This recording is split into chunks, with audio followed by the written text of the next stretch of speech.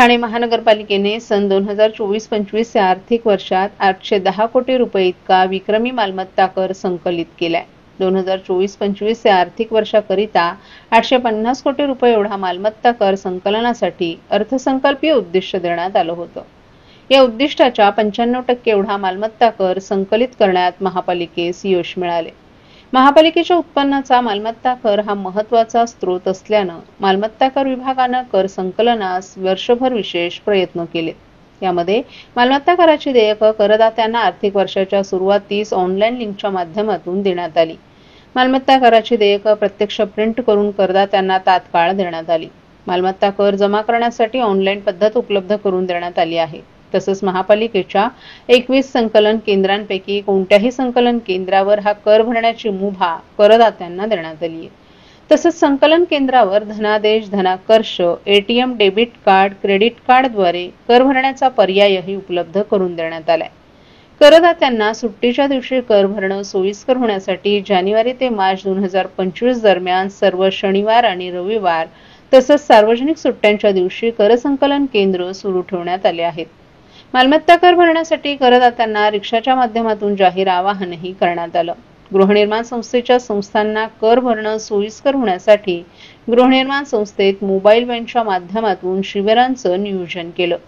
मालमत्ता कर भरण्यास करदात्यांना SMS द्वारे स्मरण देण्यात आलं। तसंच ज्या करदात्यांनी विहित मुदतीत कर भरला नाही अशा करदात्यांच्या मालमत्तेवर वॉरंट बजावून जप्ती, सेवा खंडित आणि इतर कारवाई देखील करण्यात आली। मालमत्ता कर वसुलीबाबत पालिका आयुक्त सौरभ राव यांनी वरिष्ठ स्तरावर नियमित आढावा घेऊन मार्गदर्शन केलं।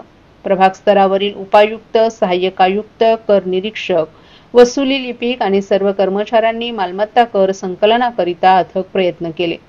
मालमत्ता कराच्या प्रभावी वसुलीसाठी समाज माध्यम, प्रसार माध्यमांचाही उपयोग झाल्याची माहिती उपायुक्त जी गोदेपुरे यांनी दिली।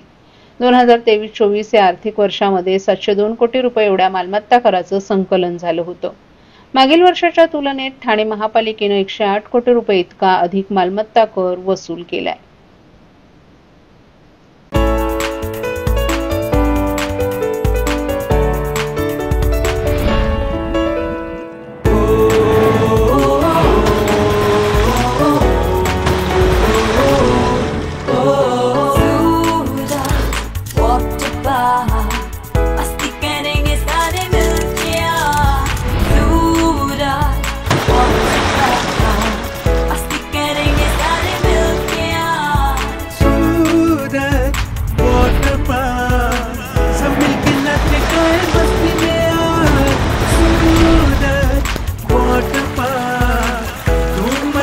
सब मिलके आज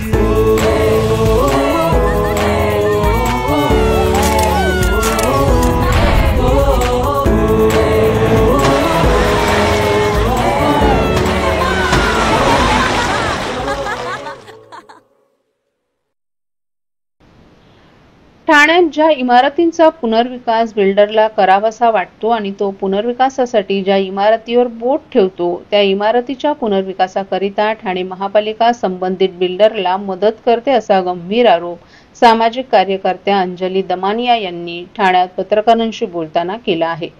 कोपरी कॉलनीमधील इमारत क्रमांक 16 ही अतिधोकादायक झाल्याचं सांगत पालिकेने ही इमारत जमीनदोस्त केली आहे। यामुळे येथील रहिवासी बेघर झाले असून याबाबत सामाजिक कार्यकर्त्या अंजली दमानिया यांनी मंगळवारी ठाणे महापालिका आयुक्त सौरभ राव यांची भेट घेऊन त्यांच्याशी चर्चा केली। या चर्चेनंतर दमानिया यांनी पत्रकारांशीही संवाद साधला। कोपरी कॉलनीमधील 16 क्रमांकाच्या इमारतीत एकूण 36 रहिवासी होते। त्यापैकी 17 जण बिल्डर विरोधात लढत होते, त्यांना बेघर करण्यात आलं, तर 19 जण बिल्डर सोबत होते, त्यांना बिल्डरने गेले 5 महिने भाडं दिलं नाही। ही बाब आयुक्त राव यांच्या निदर्शनास आणून देत बेघर झालेल्या लोकांच्या राहण्याची व्यवस्था करण्याची मागणी केली। ही मागणी त्यांनी मान्य केल्याचंही दमानिया यांनी सांगितलं।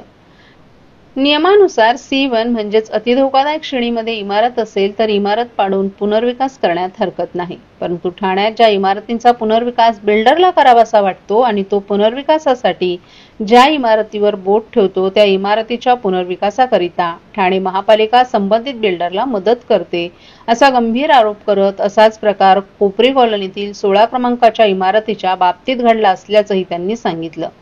बिल्डरनं 14 आणि 15 क्रमांकाच्या इमारतीचा पुनर्विकास केल्यानंतर त्यांनी 16 क्रमांकाच्या इमारतीचा पुनर्विकास करायचं ठरवताच ती इमारत C1 श्रेणीमध्ये दाखवण्यात आली. 2023च्या अहवालानुसार ही इमारत C2B या श्रेणीमध्ये होती असा आरोपही त्यांनी केलाय. घरी आले आणि त्यांनी त्यांची पूर्ण जी कहाणी होती ती सांगितली. कोर्टच्या ज्या ऑर्डर्स होत्या त्या देखील मी बघितल्या आणि त्यानंतर मी सौरभ राव जे ठाणे म्युनिसिपल कमिशनर आहेत त्यांच्याशी माझी चर्चा झाली. तर आत्ता 4:30 वाजता माझी त्यांच्याबरोबर मीटिंग आहे. आत्ताच्या खटकेला जे माझ्या मागे बिल्डिंग आहे त्या अशा अनेक म्हणजे हे मोडस ऑपरेंडी झालंय ठाण्यामध्ये की बिल्डिंगना C1 कॅटेगरीमध्ये डिक्लेअर करायचं आणि पोते सगळेचे सगळे बिल्डर्स यांचं TMCशी असलेलं इतकं उत्तम गणित आहे की आज आपण बघताय माझ्या मागे असलेली ही सगळी लोक बेघर झालेली आहेत. त्यांचं बिल्डिंग असं तोडून टाकण्यात आलेलं आहे आणि आताच्या घटकेला ना त्यांना जो बिल्डर आहे त्याच्या याच्या बाजूची 2 बिल्डिंग्स मी तर आपल्याला विनंती करते ती सुद्धा फुटेज तुम्ही तुमच्या चॅनल्सवर दाखवा. त्याच्यापैकी एक बिल्डिंगमध्ये 7 माळ्यांची त्यांच्याकडे OC आहे. वरचे सगळे अनधिकृत आहेत. त्याच्या बाजूच्या बिल्डिंगमध्ये पहिल्या 8 माळ्यांचा त्यांच्याकडे CC आहे. वरचा 9वा मजला आता पुन्हा विदाऊट CC त्यांनी उभा केलाय. TMCला हे दिसत नाही आणि ही गत खूप बिल्डिंग्सची आहे.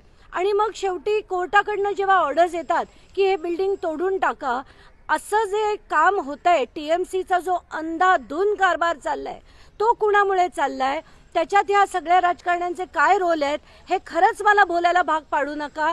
हे सगळं जे आहेत हे थेर बंद झाले पाहिजेत आणि या बिल्डिंग नंबर 16चे आणि या बाजूचे 2 बिल्डिंगचे जे बिल्डर आहेत त्यांना मी ताकीद देते की आता हे थेर बास. आता लोकांसाठी लढायला आम्ही उभे राहू आणि हे तुमचे झालेले जे धंदे आहेत ते बंद पाडू.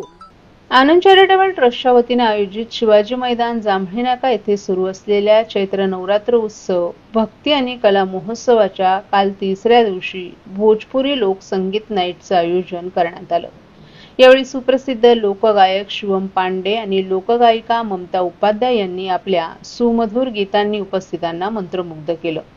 आमदार सुनील शिंदे यांनी कुटुंबियासह देवीचं दर्शन घेतलं आणि महाआरतीत सहभागी झाले. या कार्यक्रमात ठाणे, नवी मुंबई आणि मीरा भाईंदर परिसरातील उत्तर भारतीय समाजातील विविध क्षेत्रांमध्ये उल्लेखनीय योगदान देणाऱ्या व्यक्तींना विशेष सन्मान देण्यात आला. सत्कारप्राप्त मान्यवरांमध्ये डॉ. अश्विनी पांडे, शीतल मिश्रा, कन्हैया गुप्ता, डॉ. संजय सिंग, ॲडव्होकेट दरम्यान सिंग, विजय प्रताप सिंग, दुर्गविजय पाल, गोपाल पांडे आणि अंकित राय यांचा समावेश होता. हा सन्मान आमदार सुनील शिंदे, मधुकर देशमुख, कृष्णकुमार कोळी, प्रदीप शिंदे, सुरेश मोहिते, राजेंद्र महाडिक, महेश ढोमणे आणि सीमा राजपूत यांच्या हस्ते प्रदान करण्यात आला. या कार्यक्रमाला उत्तर भारतीय समाजातील प्रमुख मान्यवरांसह अनेक प्रतिष्ठित नागरिकही उपस्थित होते.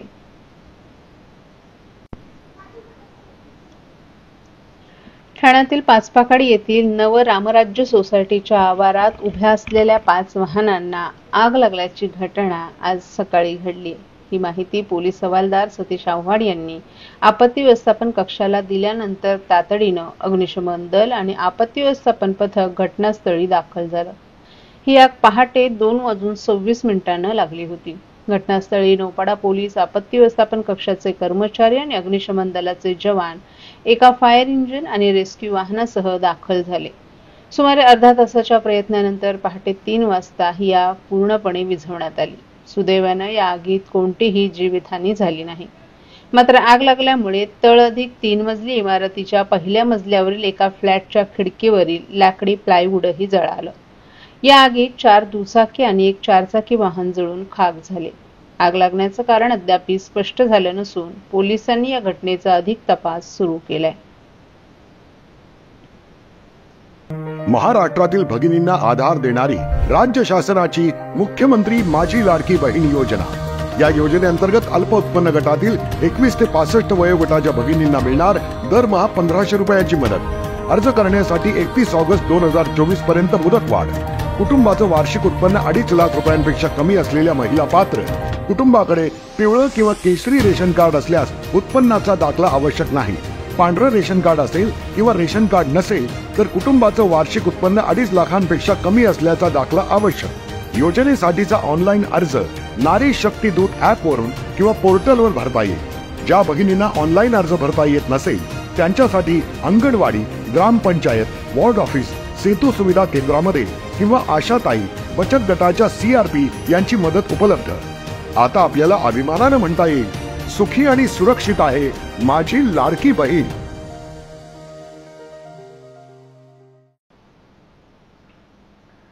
श्री कोपिनेश्वर सांस्कृतिक न्यास ठाणे यांच्या वतीनं नववर्ष स्वागत यात्रेअंतर्गत विविध चित्ररथ सहभागी होत असतात।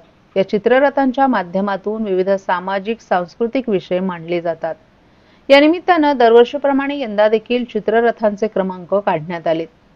ठाणे शहरातील श्री कोपिनेश्वर सांस्कृतिक न्यास यांच्या वतीनं हिंदू मराठी नववर्ष स्वागत यात्रेचं दरवर्षीप्रमाणे यंदाही आयोजन करण्यात आलं होतं। यंदाचं या संस्थेचं हे 25वं वर्ष होतं। दरवर्षीप्रमाणे या यात्रेत विविध चित्ररथ सादर करण्यात आले। या चित्ररथांमध्ये यंदा संस्कृतीचा महाकुंभ, आपले ठाणे आपली स्वागत यात्रा या संकल्पनेअंतर्गत सामाजिक, सांस्कृतिक, शैक्षणिक आणि पर्यावरण अशा विविध विषयांवर आधारित असे 60हून अधिक चित्ररथ तयार करण्यात आले होते। दरवर्षीप्रमाणे चित्ररथांचे क्रमांक काढण्यात आले। यावर्षी कर्नाटक सांस्कृतिक मंच आणि दाक्षम जिम्नॅस्टिक यांना प्रथम क्रमांक विभागून देण्यात आलाय। यामध्ये दाक्षम जिम्नॅस्टिक यांनी प्रात्यक्षिक सादर केली होती, तर CKP समाज चित्ररथास द्वितीय क्रमांक देण्यात आली आहे। तृतीय क्रमांक TJSB सहकारी बँकेच्या चित्ररथास देण्यात आलाय। यामध्ये TJSB बँकेच्या वतीनं मराठीला अभिजात भाषेचा दर्जा देण्यात आला आहे। त्या अनुषंगानं मुळाक्षर बाराखडी यांचा अर्थशास्त्रासोबत असलेला संबंध उलगडून सांगणारा अनोखा चित्ररथ साकारण्यात आला होता। तसंच जय मल्हार मंडळ, मावळी मंडळ, तेली समाज आणि ठाणे भारत सहकारी बँक यांना विशेष पुरस्कार देण्यात आला। त्याचप्रमाणे समर्थ भारत व्यासपीठ, एकलव्य क्रीडा मंडळ येऊर आणि ठाणे महानगरपालिका शिक्षण विभाग या चित्ररथांना उत्तेजनार्थ बक्षिसं देण्यात आली। यामध्ये समर्थ भारत व्यासपीठाच्या वतीनं चांगला स्पर्श आणि वाईट स्पर्शाचं महत्त्व लहान मुलांना पटवून देणारा चित्ररथ साकारण्यात आला होता। या स्पर्धेचं परीक्षण प्राध्यापक विजय जोशी तसेच विजयराज बोधनकर यांनी केलं आहे।